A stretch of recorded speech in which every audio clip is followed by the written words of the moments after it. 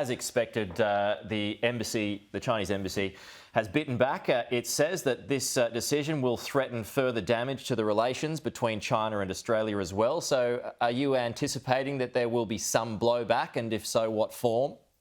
You know what? It seems that it's all bark and very little bite, to be honest with you, when it comes to China. I think most of us are just rolling our eyes back and getting on with the daily grind down here in Australia.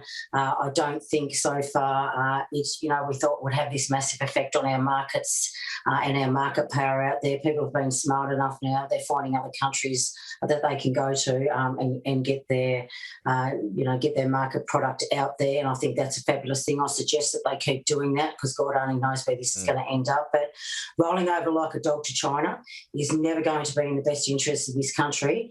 We've always stood up for what we believe in, and we need to continue to do that, because that is the Australian way. It has had a pretty big effect, though, in the decisions that they have made so far. Yes, you are right that various industries are finding alternative markets now, but, you know, the wine industry is losing out big time by not being able to export to China. I think it's bizarre, actually, because the wine industry down here in Tasmania hasn't made one phone call to me, and that's not what I'm hearing on the ground in Tasmania. They're doing quite well out of it. I'm not 100% what's going on around the rest of the nation, but you need to find other markets out there. Do not wait for the federal government to do that. Try and do that yourselves. Get up, make some calls, see what you can actually do.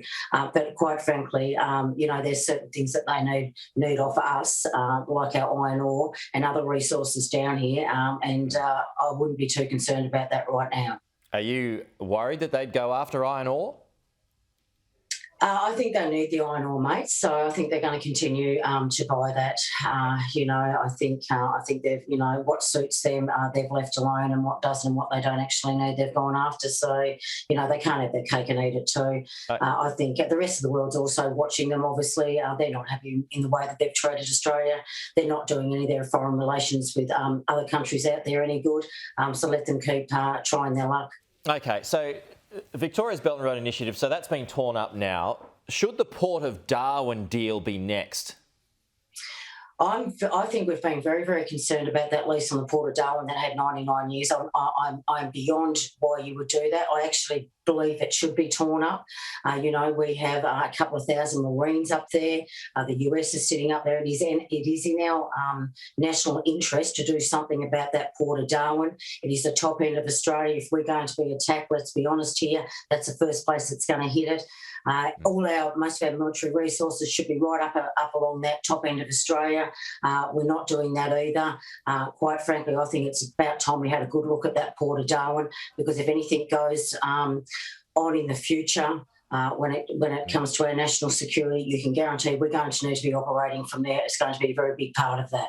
Okay, just before you go, Senator, the Biden administration has said overnight that Australia is not doing enough when it comes to climate policy. It actually called what we've done so far insufficient. What do you make of that?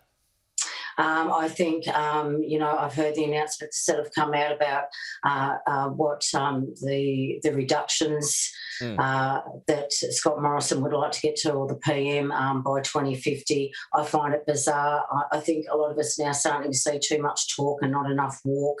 I think that I suggest you get back to the table at the Paris Agreement, at least show your face there, show some courage. And I think when you're talking about Biden and he's got 40 of the world leaders around that round table, I suggest you probably need to get your butt on one of those seats.